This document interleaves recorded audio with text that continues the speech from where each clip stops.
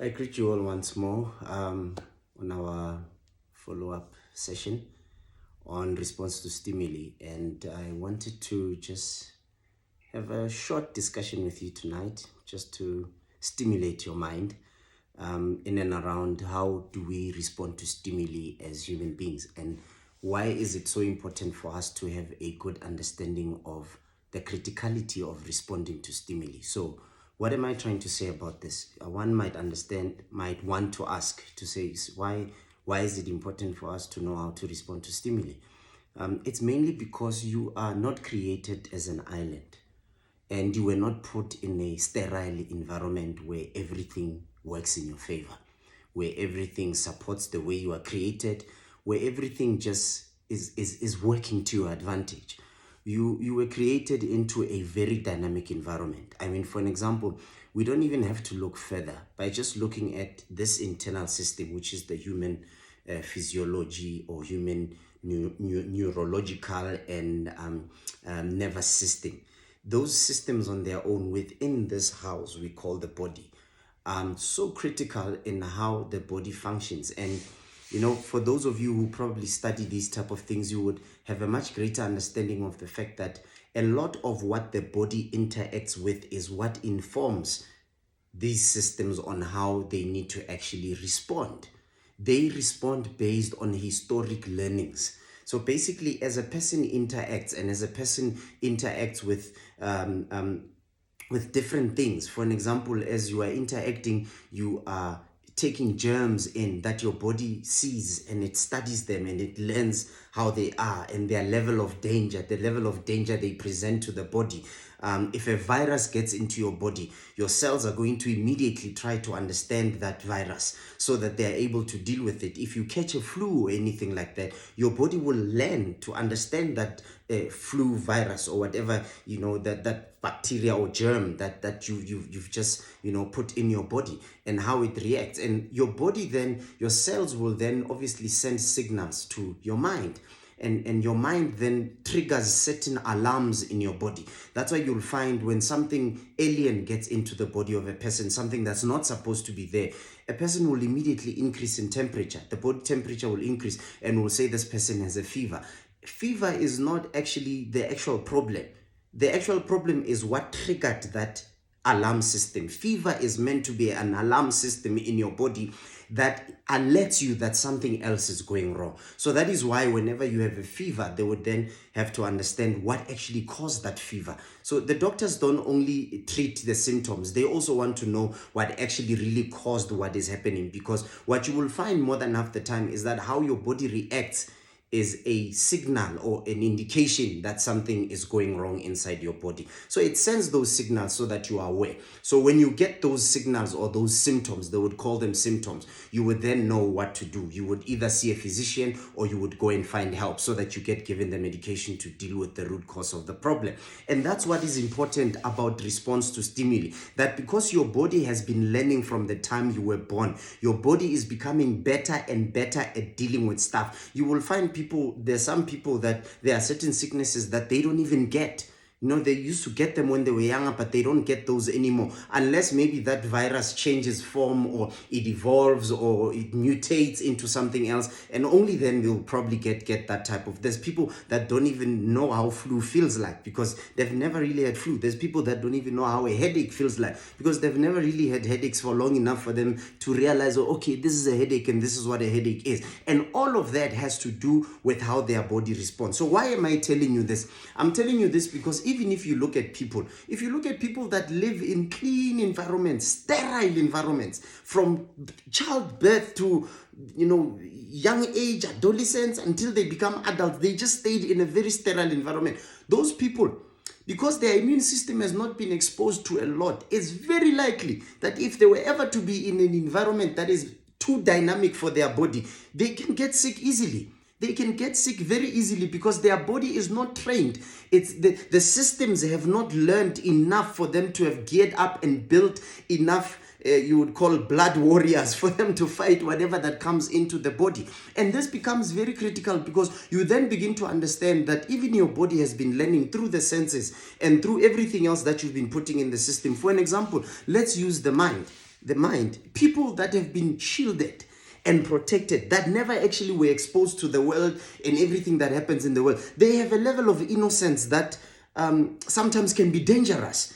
They are not aware of certain things. They can overlook danger and think things are perfectly normal when there is danger lurking around them, because they've not been exposed. Mentally, they are not developed to a point where they are able to pick up certain risks. This is why it's important, even in a construction or mining environment, where you have what they call safety officers. Those safety officers are meant to continually learn the environment, find ways on identifying what the potential risks might look like, and be able to actually give the workers the risks, to say, this morning, watch out for, because you are working in such and such a place, watch out for risk one, risk. Now, those people, the reason why they get given that information is so that they know how to respond to whatever that the environment will throw at them. And that's what the pillar of response to stimuli actually deals with. It deals with how we train ourselves to a level where we are able to deal with certain things, and we are able to actually be flexible enough to know what to do when things change on us, because we have developed and allowed ourselves enough exposure and enough growth in that particular aspect of life that we are good at dealing with those stuff. You will find people that have been exposed and trained in the area of finances.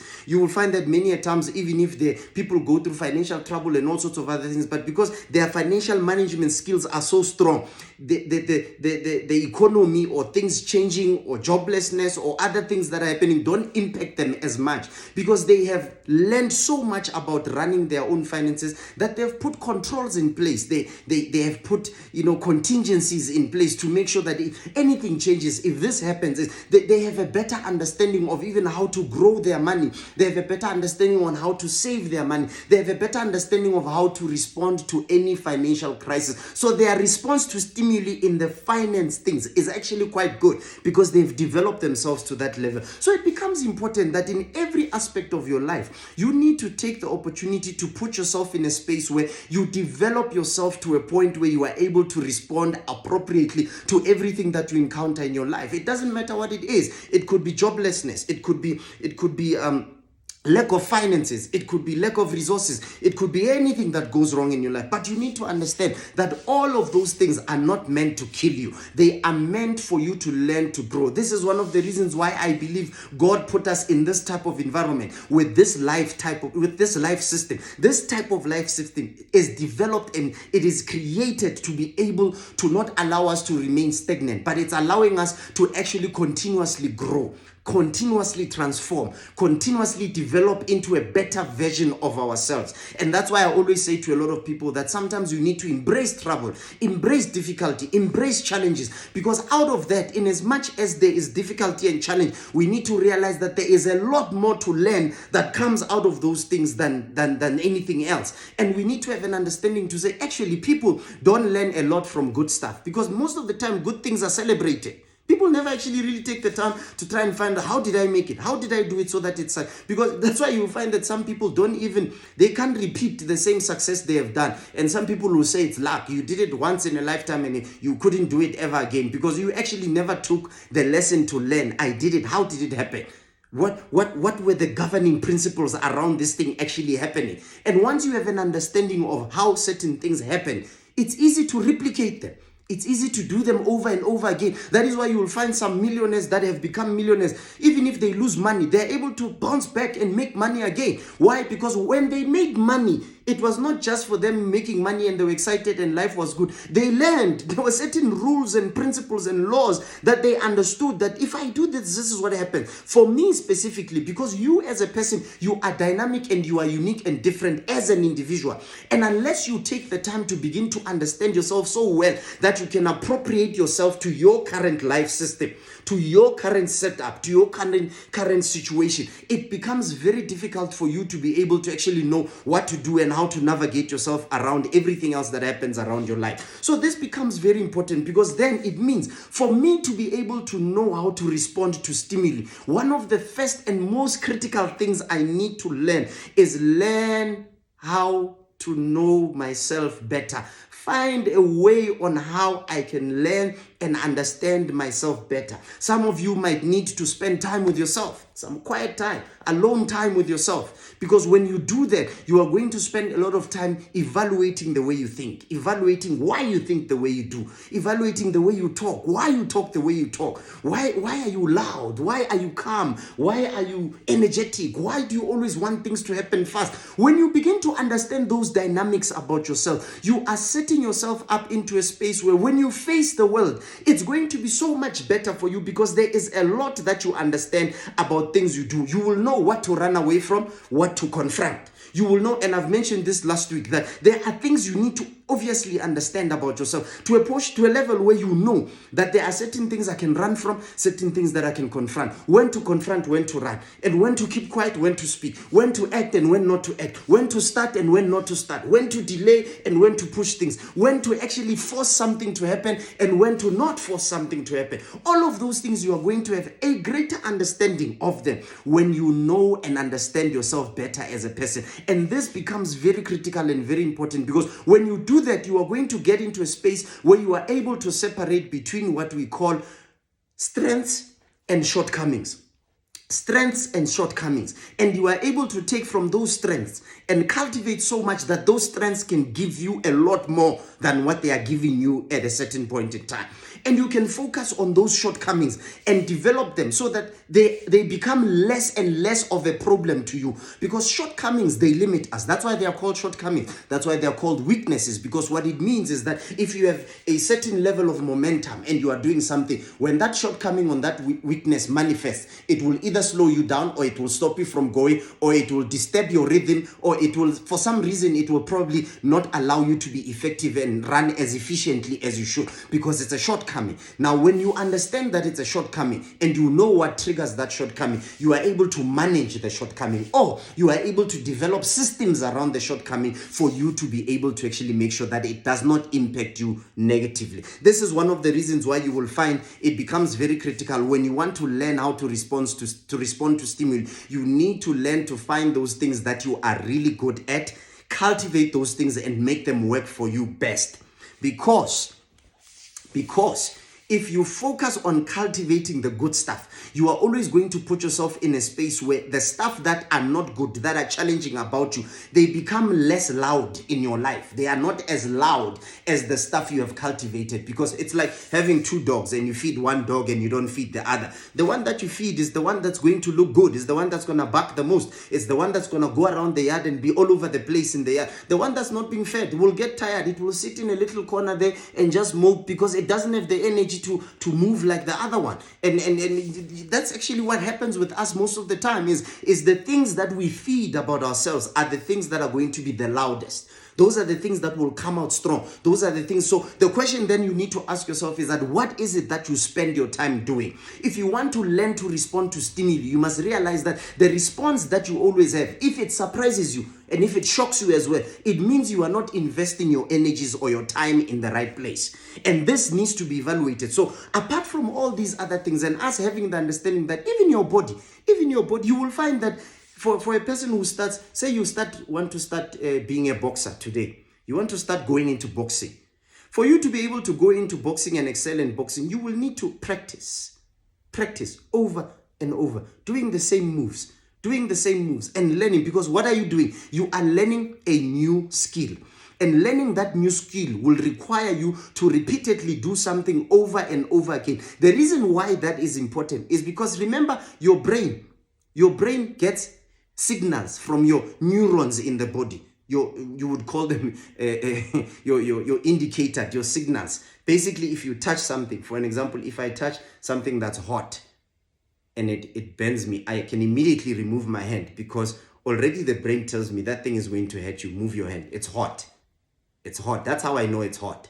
That's why you'll find that people that do not necessarily have certain parts of their bodies operating the way they should, maybe some form of brain damage or some form of loss of cells in the brain that are not effective, you'll find that person can even put their hand in the fire and they won't even notice. Another person will say, "Hey, your hand is getting burned," and only then they'll realize, but they are not even feeling pain, because their neurons in that particular, there is no there is a breakage in the communication. So the neurons are not able to speak to the brain directly and tell it what's happening, because when the signal runs through and tries to get to the brain, it can't, because somewhere there's a stoppage somewhere. So as a person, you will realize that when you learn something new, that means your brain is starting to learn those patterns.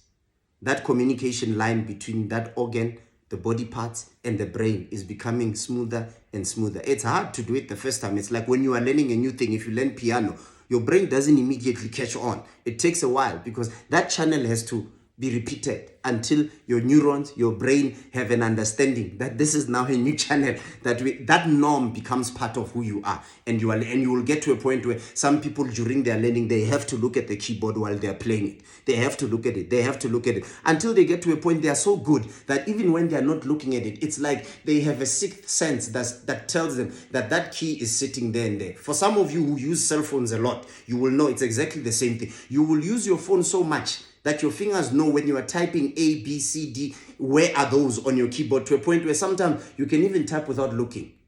And you actually type accurately, but obviously not all the time. But I'm trying to basically show you that you can actually train your brain to be able to do something, and it does it very well. That's why you'll find some of the best athletes that have ever existed, some of the best, or rather the world record holders.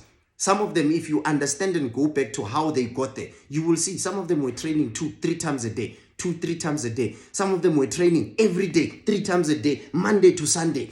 Because what they are trying to do is to try and make sure that those channels of communication between the body and the mind are so clear that it becomes almost a sixth sense for them. So now when a person has now been trained so well, you will find that even a boxer, when they've been boxing for a number of years, there are certain moves that they don't even need to think about them when they do them. They become automatic. Why? Because he's been doing this so long that they know when they see something with the eye, the brain already gives them a reflex, which is an automatic response. Because they've been doing this so much that the brain even knows what must happen. And that happens very quickly. In a split second, the person knows whether to duck or to punch, whether to jump back, whether to swing, whether to left hook, right jab, or whatever the case might be. You know, it's all of those things. It's how you've trained your brain to a level where your brain now begins to have normalized certain things, that it is not hard anymore to think of those things. They just happen. And that's how you get to be effective in how you respond to stimuli. You get to be effective because you have trained yourself so much, and you have trained yourself so well in certain aspects of your life, that even when you face challenges in those areas, you are able to actually do so well. And this is one of the reasons why it's also important. You will see, for an example, people who are in emergency services, people that work in emergency services, part of their training includes simulation. Simulation is what it means is that they put them in an environment that's similar to what would actually happen in a normal situation. So if it's a hurricane environment, maybe if they are in Japan or wherever, they would create a hurricane environment, and those people would get in that environment and start performing the emergency exits and medical whatever that they need to do. Whatever that they need to do, they do it in that environment.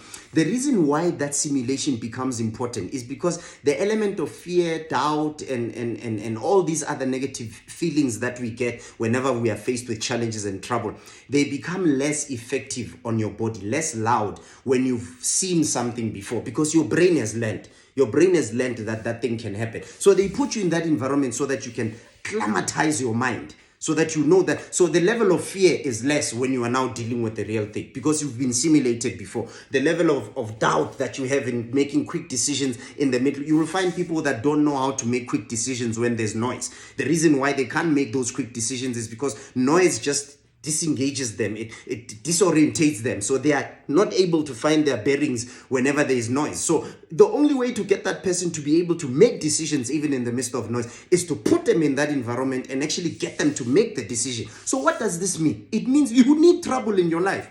You actually need trouble in your life, because trouble trains you how to deal with other trouble. And when you don't have trouble in your life, you are going to be a problem to yourself, because you are always going to want assistance whenever you have to deal with things, because you are not geared up to being able to do a lot for yourself. And that is one of the most dangerous positions you can ever put yourself in as a person.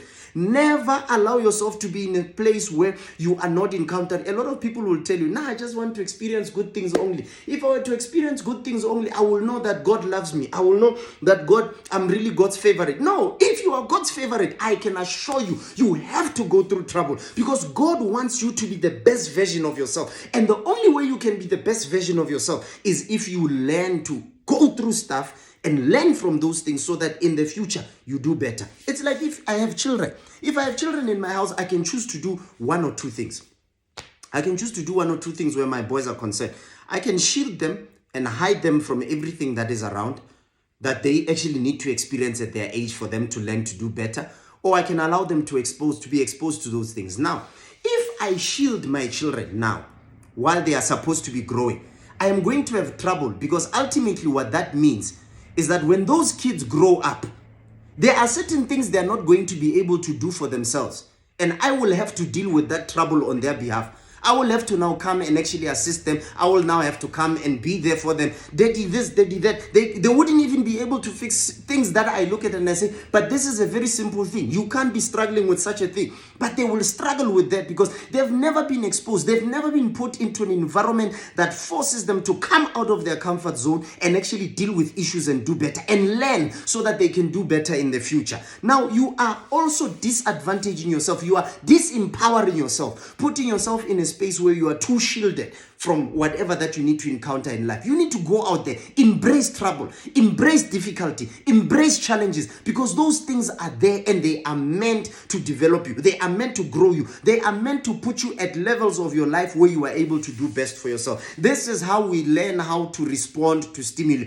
This is how we develop ourselves to a level where we are able to respond to stimuli, whether it's in our physical body, where it comes to being exposed to the environment and everything else. For an example, you will realize during the time of COVID, a lot of people were indoors. They had hidden themselves. They were not going out. We were wearing masks. So our body got introduced. Some of us, our bodies were so at an advanced level that our bodies knew how to deal with a lot of things. Then we went into a 2-year period where we were just wearing masks the whole time.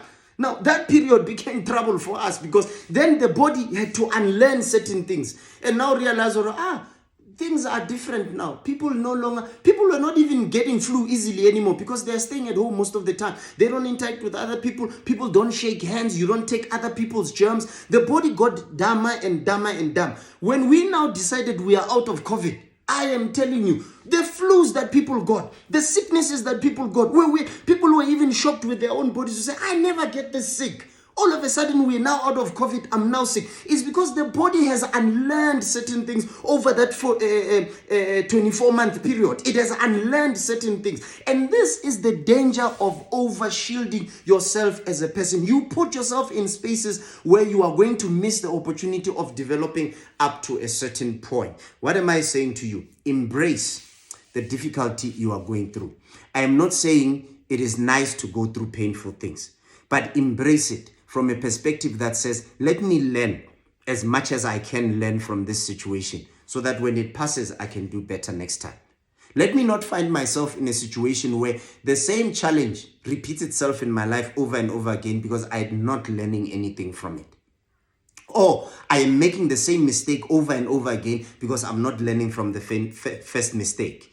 We need to learn from the stuff we go through and the challenges we face, because that is going to help us to be able to do better for ourselves in the future. So response to stimuli is one of those pillars that I've talked about, because I've spoken about three main pillars of the life system. And I said it's reproduction, it's adaptation, and then the third one is response to stimuli. Now, on response to stimuli, what we're looking at is your ability to be able to tackle life's challenges with ease, because you understand that there is value in challenges.